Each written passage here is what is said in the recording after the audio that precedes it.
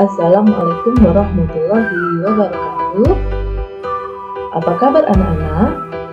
Semoga kalian semua selalu sehat, selalu semangat, dan selalu bahagia. Jumpa kembali dalam mata pelajaran kita bersama Bu Desi. Hari ini kita masih membahas tentang bab penulisan sifat. Materi yang akan kita pelajari hari ini tentang persilangan dihibrida. Apakah persilangan dihibrida itu?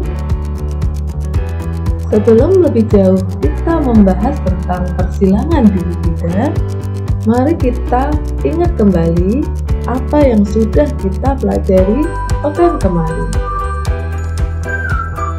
Pekan kemarin kita belajar tentang persilangan monohibrida. Persilangan monohibrida adalah persilangan dengan satu sifat beda. Ada dua jenis persilangan monohibrida, yaitu persilangan monohibrida dominansi penuh dan persilangan monohibrida semi dominansi. Persilangan monohibrida dominansi penuh merupakan persilangan satu sifat beda di mana sifat resesif terkalahkan atau tertutupi oleh sifat dominan. Contohnya, dalam soal berikut,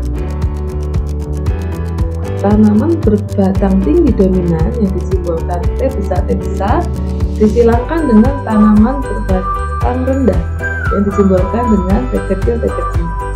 T besar menunjukkan sifatnya dominan, sedangkan T kecil menunjukkan sifatnya resesif. Nah, saat disilangkan, keturunan pertamanya T besar, T kecil. Karena ada T besar yang menunjukkan dominan, maka sifat yang tampak adalah dominan. Inilah yang disebut persilangan monohibrida dominansi penuh, yang dominan mengalahkan yang resesif. Selanjutnya, persilangan monohibrida yang kedua adalah persilangan monohibrida semi dominansi atau intermediate.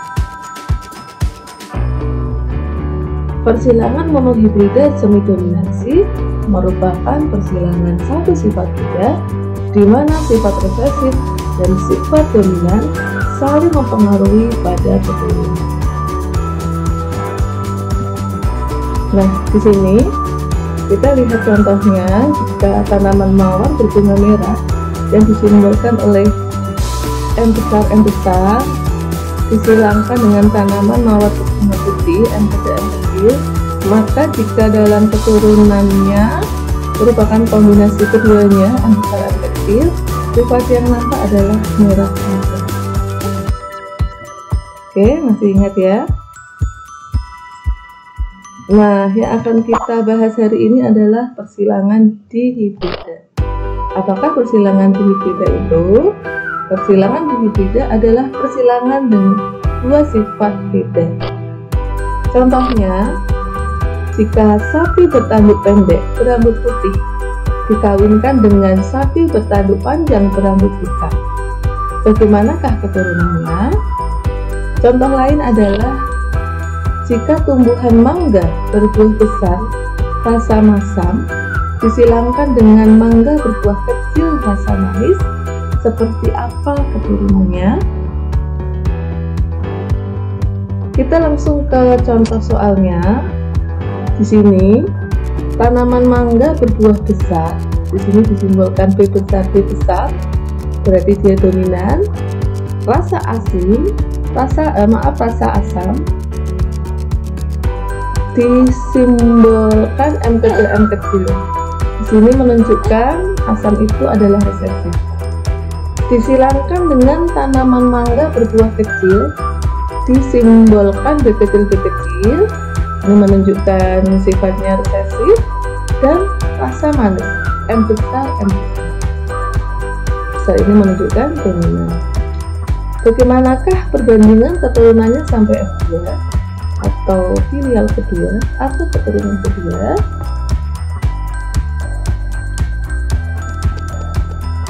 Pertama kali kita tulis dulu orang tuanya. Di sini besar asam disilangkan dengan kecil manis. Ini adalah genotipnya. Selanjutnya kita tulis gametnya. Di sini B besar, M kecil. Yang sebelah sini B kecil, M besar. Itu adalah gametnya. Maka keturunan pertama adalah B besar, B kecil, M besar, M kecil. Dalam menulis genotip, yang dominan ditulis lebih dahulu. Nah, karena ditanya sampai keturunan kedua, ya, maka keturunan pertama ini kita silangkan kesamanya. Ya, ini sifatnya B besar itu dominan, ya. Di sini menunjukkan dia besar, M besar menunjukkan manis, jadi sifat yang muncul adalah besar manis. Bagaimana keturunan keduanya? Nah, kita lihat parental keduanya yang merupakan keturunan pertama, B besar B kecil, M besar M kecil, yang disilangkan bersamanya. Maka kita tentukan dulu gametnya. Gamet ini adalah variasi dari gen induknya. Pertama yang B besar ini, B besar, M besar, B besar, M kecil. Terus di sini. Selanjutnya yang B kecil ini, maka B kecil M besar, B kecil M kecil. Kita tulis di sini. Ini adalah gametnya. Yang satu juga sama menentukannya, ya. B besar M besar. Ini B besar M kecil. B kecil M besar. B kecil M kecil. Yang ini bisa dipahami cara menentukan gamet. Jadi ini adalah variasi dari gen atau simbol induknya. Lalu bagaimanakah dengan filial keduanya? Pertama kita buat kotak, ya. Di sini ini menunjukkan induk jantan, ini induk betina. Kita buat kotak, ya. Di sini ada 4, ke bawah 4. Kalau sama ini berarti 5 mendatar, 5 ke bawah. Selanjutnya kita tulis gamet induknya, ya. Nah, gamet induknya ini tadi dari yang gamet yang sudah kita tentukan. Lalu kita tentukan kotak-kotak ini. Dari mana? Kita lihat di sini. Di sini pertemuan B besar M besar, B besar M besar. Maka kita bisa menentukan yang di sini. Genotipnya adalah B besar, B besar, M besar, M besar. Yang sebelah sini, ya, ini pertemuan antara B besar M besar dengan B besar M kecil. Maka genotipnya, genotip anaknya adalah, ya, B besar, B besar, M besar, M kecil. Kita di sini. Oke, ya sebelah sini dia merupakan perpaduan dari B besar M besar, B kecil M besar. Maka anaknya adalah B besar B kecil, M besar M besar. Oke. Nah, yang ini berarti apa? Dia merupakan pertemuan dari B besar M besar, B kecil M kecil. Maka keturunannya adalah, ada yang bisa menebak? Oke. Ya, B besar B kecil, M besar M kecil. Kita tulis. Bisa dipahami?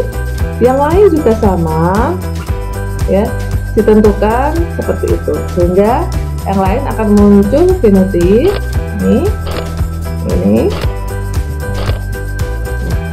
Kalian lihat ya pasangan kotaknya ini ya, pasangan pertemuan antara gamit betina dengan yang jantan. Inilah variasinya. Oke, yang ini sebelah sini, sebelah sini. Oke, ini. Sepertinya agak rumit, tetapi sebenarnya ini adalah hal yang mudah. Maka silahkan kalian bisa bersabar menuliskannya. Kalau sudah, kalian tentukan perbandingan genotipnya. Genotipnya itu berarti simbolnya, ya. Simbolnya ada berapa aja ya, ada berapa macam.